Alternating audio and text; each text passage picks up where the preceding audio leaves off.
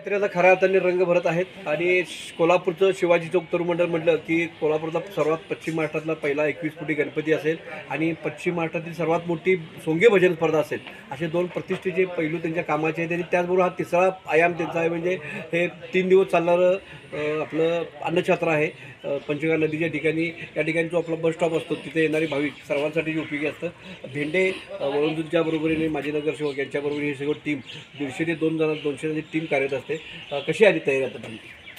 शिवाजी चौक तरुण मंडळाच्या वतीनं या ठिकाणी ज्योतिबाच्या यात्रेकरूंची एक सेवा करण्याच्या उद्देशानं गेली 31 वर्ष या ठिकाणी हे मोफत अन्नछत्र मंडळाच्या वतीनं चालवलं जात आहे. या मंडळाचे अध्यक्ष कोल्हापूर महानगरपालिकेचे माजी महापौर नंदकुमार वळंजू साहेब यांच्या नेतृत्वाखाली हे अन्नछत्र या ठिकाणी सातत्यानं सुरू आहे. अनेक सामाजिक उपक्रम या मंडळाच्या माध्यमातून या ठिकाणी केले जातात. त्यामध्ये आत्ता जसा उल्लेख केला तसा कोल्हापूरचा मानाचा आपला 21 फुटी महागणपती असेल, सोंगे भजन स्पर्धा असतील, याचं सातत्य आम्ही या मंडळानं गेली 40-45 वर्ष टिकवलं आहे. हे अन्नछत्रसुद्धा या ठिकाणी एक भाविकांची सेवा करण्यासाठी, कारण यापूर्वीच्या काळामध्ये सुद्धा आता आम्ही बघितलं आता दळणवळण वाढलं, गाड्या वाढल्या, सगळं ट्रॅव्हल्स वाढले.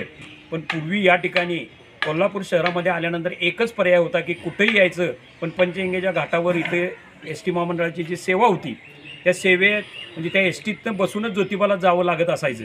आणि अगदी कर्नाटक, आंध्र, संपूर्ण महाराष्ट्राच्या दुर्गम भागातून सुद्धा लोक या ठिकाणी यायचे आणि त्यांच्याकडे 2-2 दिवसाचं जेवण केलेलं त्या ठिकाणी असायचं. हे ज्यावेळी आमच्या निदर्शनाला आलं त्यावेळी वळंजू साहेबांनी आम्ही सगळ्या कार्यकर्त्यांनी निर्णय काय घेतला की या लोकांची आपण काहीतरी जेवणाची सोय करूया. साक्षात महालक्ष्मीचा अंबाबाईचा वरद असतं आपल्या कोल्हापूरकडं आहे, पण त्या काळामध्ये कुठलंही अन्नछत्र आपल्या या कोल्हापूर शहरामध्ये नव्हतं. त्यावेळी पहिलं कोल्हापूर शहरातलं अन्नछत्र या मंडळानं वळंजू साहेबांच्या नेतृत्वाखाली आम्ही सुरू केलं. 50 ते 60 हजार भाविकांची 3 दिवसामध्ये या ठिकाणी सोय केली जाते. यामध्ये मसाले भात, कुर्मा, भजी, पुरी, जिलेबी अशा पंचपक्वानाच्या जेवणाची व्यवस्था त्या ठिकाणी भाविकांनी तृप्त होऊन या ज्योतिबाचं दर्शन घेऊन, या अंबाबाईचं दर्शन घेऊन तृप्त मनानं या कोल्हापूरमधनं गेलं पाहिजे की कोल्हापूरमध्ये गेल्यानंतर आपली तिथल्या लोकांनी चांगली सोय केली अशा पद्धतीची प्रतिक्रिया त्या लोकांची या पूर्वीच्या काळातसुद्धा आलेली आहे, आतासुद्धा सातत्याने येते आहे. भाविकांना हे माहिती आहे पंचगंगा नदीच्या इथे यायचं, आंघोळ करायची, ज्योतिबाच्या गाडीत बसायचं, त्याच्या आधी जेवायचं. अन्नछत्राचा मोफत हे अन्नछत्र मोफत आहे आणि सगळे कार्यकर्ते स्व इच्छेने या ठिकाणी राबत असतात. आपले कार्यकर्त्याचं वैशिष्ट्य आहे, आपल्या सगळ्या कुटुंबच आहे मोठं. आपल्या महिला कार्यकर्ते असतात, महिला कार्यकर्ते सुद्धा या ठिकाणी आपली सेवा त्या ठिकाणी देत असतात. एक दिवस येऊन त्या ठिकाणी दुपारपासून संध्याकाळपर्यंतची सेवा महिला कार्यकर्ते सुद्धा देत असतात.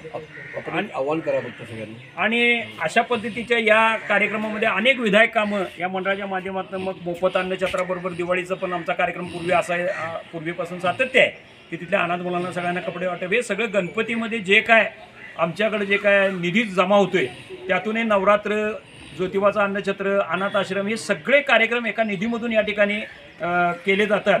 आणि भाविकांनी या अन्नछत्राचा जे सातत्याने यापूर्वीपासून आम्ही जे चालवलेलं आहे, आम्हालाही त्याचं मोठं समाधान आहे.